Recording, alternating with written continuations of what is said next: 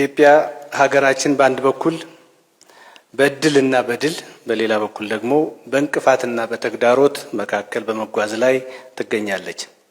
ተፈጥሮ የሰጣት ጸጋ፣ የሕዝቦቿ ታታሪነትና ጀግንነት፣ በማደግ ላይ ያለው ኢኮኖሚዋ፣ በመጽናት ላይ ያለው ህብረ ብሔራዊ አንድነቷ እነዚህ እድሎቿና ድሎቿ ናቸው። በሌላ በኩል ደግሞ በየዘመናቱ የገጠማት ጦርነት፣ በየጊዜው ባለንበት ቀጠና የሚከሰቱ ቀውሶች፣ የውጭ ባዳዎችና የውስጥ ባንዳዎች ሴራ፣ ድርቅና ቸነፈር፣ ድህነትና ኋላ ቀርነት የምትጋፈጣቸው እየተገፈጠቻቸው የቆየቻቸው ተግዳሮቶችና የምናልፋቸው የምናሸንፋቸው እንቅፋቶች ናቸው። ሀገራችን ኢትዮጵያ የምትገኝበት ቀጠና የእርስ በርስ ጦርነት፣ ግጭት፣ ህገወጥ የጦር መሳሪያና የሰው ዝውውር የመሳሰሉ ድንበር ተሻጋሪ የጸጥታና ደህንነት ስጋቶች በስፋት የሚስተዋሉበት መሆኑ የሚታወቅ ነው። በአሁኑ ወቅትም የሱዳን የእርስ በርስ ጦርነትና የሶማሌ አለመረጋጋት ተጠቃሽ ፈተናዎች ሆነው ቀጥለዋል።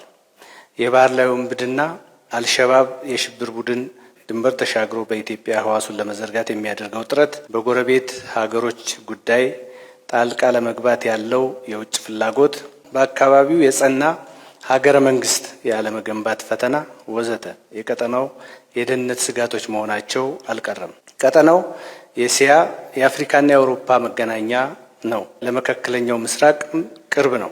እነዚህ አጋጣሚዎች ብዙ በጎ በረከቶችንና አያሌ ፈተናዎችን አጣምረው ይዘው መጥተዋል። ለመካከለኛው ምስራቅ ባለን ቀረቤታ የእምነት፣ የባህል፣ የቴክኖሎጂና የሀብት ተጠቃሚዎች ሆነናል። በሌላ በኩል ደግሞ የሰሞኑ የመካከለኛው ምስራቅ ጦርነት የፈጠረው ቀውስ ለጂኦፖለቲክሱ የደቀነው ፈተና ቀጣይነት የዚሁ ቀረቤታ ውጤት ነው። ጦርነቱ በኢትዮጵያም ሆነ በቀጠናው የኃይልና ሌሎች አቅርቦቶች ላይ አሉታዊ ጫና አሳድሯል። ይህ በድህነትና ኋላ ቀርነት እንዲሁም ግጭት ለሚታመሰው አህጉራችን አፍሪካ ተጨማሪ የእድገትና የብልጽግና እንቅፋት መሆኑ አይቀርም። በእነዚህ ቀጠናዊና ዓለም አቀፋዊ የደህንነት አውዶች ውስጥ ኢትዮጵያ በውስጥና በውጭ አካላት የሚቀነባበሩ ሴራዎች ሰላምና ጸጥታዋን ሲፈትኑ ቆይተዋል። ይህን ተቋቁማ በአህጉሩ ፋና ወጊና ትምህርት ሰጪ የሚጨበጥ ለውጥ እያሳየች ነው። ሀገር በማጽናትና በመገንባት ሂደት እጅግ አስደናቂ ውጤቶችን እያስመዘገበች ትገኛለች። ባለፉት ተከታታይ ዓመታት የኢትዮጵያ ጸጥታ፣ የመረጃና ደህንነት ተቋማት የሪፎርም ስራዎች አጠናክራለች። እነዚህ ተቋማት ችግርን ወደ እድል በመለወጥ ሀገራዊ የለውጥ ጉዞ ስኬታማ እንዲሆን በማድረግ በኩል የላቀ ሚና መጫወታቸውን መመስከር ይቻላል። በተለያዩ አካባቢዎች የሚያጋጥሙ የጸጥታና ደህንነት ፈተናዎችን በመሻገር ታላላቅ ስኬቶችና ድሎች እንዲመዘገቡ ተቋማቱ መስዋዕትነት በመክፈል ጭምር ተልዕኳቸውን በቁርጠኝነት መፈጸማቸው ከህዝብ ዓይንና ጆሮ የተደበቀ አይደለም። የጸጥታና ደህንነት ተቋማት በሰው ኃይል፣ በቴክኖሎጂ፣ በአሰራርና አደረጃጀት እየዘመኑና ቅንጅታዊ የግዳጅና የተልዕኮ ስምሪት መርህን በመከተል ከመቼውም ጊዜ በላይ ኃላፊነታቸውን እየተወጡ ይገኛሉ። በየጊዜው የሚደቀኑ የተለያዩ ሀገራዊ፣ ቀጠናዊና ዓለም አቀፋዊ ስጋቶችን ለመቀልበስ የሚያስችሉ እድሎችንም አስመዝግበዋል። ተቋማቱ በሀገሪቱ ዘላቂ ሰላም፣ ጸጥታና ደህንነትን ከማረጋገጥና ኢኮኖሚያዊ እድገትን እንዲመዘገብ ከማገዝ ባሻገር ትልልቅ ፕሮጀክቶች ከዳር እንዲደርሱ እንዲሁም አዳዲስ የወደፊት ትልሞችንም እንድናስቀምጥ ላበረከቱት አስተዋጽኦ በኢፌዴሪ መንግስትና በራሴ ስም ምስጋና ለማቅረብ እፈልጋለሁ። የጸጥታና ደህንነት ተቋማት ስምሪት እንዲሁም መንግስት የወሰዳቸው ፖለቲካዊ እርምጃዎች ባለፉት ዓመታት ከነበርንበት የግጭት አዙሪት ወጥተን ብዙ ርቀት እንድንሄድ አስችለውናል። በኦሮሚያ ክልል የነበረው የጸጥታ ችግር በሰላም ለመፍታት ተደጋጋሚ ጥረቶች መደረጋቸው ከፍተኛ ለውጥ አምጥቷል። እንዲሁም በአማራ ክልል የቀረበውን የሰላም አማራጭ ተቀብለው ወደ ትክክለኛ መንገድ የሚመለሱ ወገኖች ቁጥር በከፍተኛ ደረጃ እያደገ መምጣቱ ለክልሉና ሀገራችን ሰላም መሻሻል የማይናቅ አስተዋጽኦ ያደረገና እንደ ትልቅ ድል የሚቆጠር ነው። አሁን ላይ ማህበረሰቡ የሰላምን የጎላ ፋይዳ በማስቀደሙ እንዲሁም በክልሎቹ ባሉ ችግር ፈጣሪዎች ማንነት ላይ ያለው ግንዛቤ እያደገ በመምጣቱ ምክንያት የሰላምና ጸጥታ ችግሮች በተወሰኑ አካባቢዎች ላይ ብቻ ገባ ወጣ የማለት ሁኔታ እየታየ ይገኛል። የእነዚህን አካባቢዎች ችግር ቀርፈን አንጻራዊ ሰላም በመላው ሀገራችን እስኪሰፍን ድረስ በፌዴራልና የክልል መንግስታት የጋራ ርብርባችን ተጠናክሮ የሚቀጥል ይሆናል። ክቡራትና ክቡራን፣ ጉዟችን ተጀመረ እንጂ አልተቋጨም። የምንታገለው ከትናንት ዕዳዎች፣ ከዛሬ ፈተናዎችና ከነገ እንቅፋቶች ጋር ነው። ሀገራችንን ጊዜና ወቅት እየጠበቀ የሚያንቀው የችግር አዙሪት ለመጨረሻ ጊዜ በእኛ ትውልድ መሰበር ይገባዋል። ሀገራችን ኢትዮጵያ ነባር ዕዳዎችን ሽራ ብሔራዊ ጥቅሞቿን ለማስከበር የምታደርጋቸው እንቅስቃሴዎች ወደ ላቀ ምዕራፍ እየተሸጋገሩ ይገኛሉ። የኢትዮጵያን ፈተናዎች ለማለፍ በዓላማው የጸና አመራር፣ ወገንተኝነቱ ለሕገ መንግስቱና ለሕዝቡ የሆነ የጸጥታና ደህንነት ኃይል እና በሀገሩ ጉዳይ የማይደራደር ሕዝብ ያስፈልገናል። ዓላማና ጽናት ለአመራር ወሳኞች ናቸው።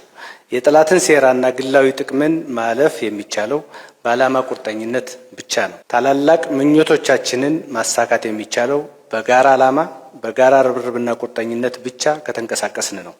የዛሬን ፈተና በነገ ስኬት መቀየር የሚቻለውም በዓላማ ቁርጠኝነት ብቻ ነው። የጸጥታና ደህንነት ኃይሎቻችን ሁለመናቸውን ለሀገርና ለሕገ መንግስቱ የሰጡ ሊሆኑ ይገባል። አካባቢና ዘር የማይጎትታቸው፣ ጊዜያዊ ጥቅምና ክብር የማያታልላቸው፣ ዘወትር ለድል ብቻ የተዘጋጁ መሆን የሚችሉት ሀገርና ሕገ መንግስትን ብቻ እያሰቡ ለመስዋዕትነት ከተዘጋጁ ብቻ ነው። ሕዝባችን የቆየና ማንም የማይሽረው ልማድ አለው። በሀገሩ ጉዳይ አይደራደርም። የባዳና የባንዳ ፈተና ያለፈ ለዛሬ የደረሰው በዚህ የጸና ዘመን የማይሽረውና የማይናወጥ አቋሙ ነው። የእሳት ልጅ አምድ ሆኖ ተወልዶ በየአቅጣጫው ሀገሩን እንዲሸጥ ያለመታከት ቢወተውተውም ቢያደማውም ቢያቆስለውም መስዋዕትነት ቢያስከፍለውም እምቢ ብሎ እስካሁን ቆይቷል። ይህንን አቋሙን ከድህነትና ኋላ ቀርነት ለመውጣት ብሎም ጠንካራ ሀገረ መንግስት ለማጽናት እየዋለው ይገኛል። በቀጣይነት በጎ ተግባሩን አጠናክሮ እንዲቀጥል ልናስተባብረው ይገባናል። ክቡራትና ክቡራን፣ 7ኛውን ሀገራዊ ምርጫ ከዚህ አንጻር ነው የምንመለከተው። ምርጫው በአንድም ሆነ በሌላ መንገድ እንዳይካሄድ የሚፈልጉ አካላት አሉ። መኖራቸው አያስገርመንም። ትናንትም ስለነበሩ እንደሚኖሩ አውቀን ተዘጋጅተን እየሰራን ነውና ምርጫው ዲሞክራሲን የምናጸናበት፣ ሀገረ መንግስቱን በጽኑ መሰረት ላይ የምንገነባበት ወሳኝ ምዕራፋችን ነው። በዚህ ጉዞ ውስጥ በሰላማዊ መንገድ ለመወዳደር የገቡ ሁሉ በኢትዮጵያ የእድገት ጉዞ የሚያምኑ ናቸውና ግማሽ መንገድ ሄደን እንደግፋቸዋለን። ስለዚህ በሁሉም መስክ ድጋፋችን አይለያቸውም። በሌላ በኩል ደግሞ ባልበላውም ጭሬ ያፈሰዋለሁ ብለው የሚያምኑ አካላትም አሉ። የእነዚህ ዓላማ በምርጫው ተፎካክሮ ማሸነፍ አይደለም፣ ምርጫውን ማሰናከልና ህጋዊ መንግስት ማሳጣት ነው። ለሀገራችን ለኢትዮጵያ ስንል እነዚህን እንከላከላለን። በምርጫው ውስጥ በሰላማዊ መንገድ የሚሳተፉትን ሁሉ በማክበርና በመደገፍ የምርጫ ሂደቱን ሰላማዊ፣ ዲሞክራሲያዊ፣ ፍትሃዊ፣ ህዝብን ያሳተፈና ደህንነቱ የተረጋገጠ በማድረግ በኩል የጸጥታና ደህንነት ተቋማት ኃላፊነታቸውን እንዲወጡ በዚህ አጋጣሚ ጥሪዬን አቀርባለሁ። የኢትዮጵያን ህልውና ለማረጋገጥ መስዋዕትነት ለከፈሉ ውድ የጸጥታና የመረጃና ደህንነት አካላት እንዲሁም መላው የመንግስት የገዢው ፓርቲ አባላትና አመራሮች እንዲሁም መላው ህዝባችን ያለኝን አክብሮት በዚህ አጋጣሚ መግለጽ እወዳለሁ። አመሰግናለሁ።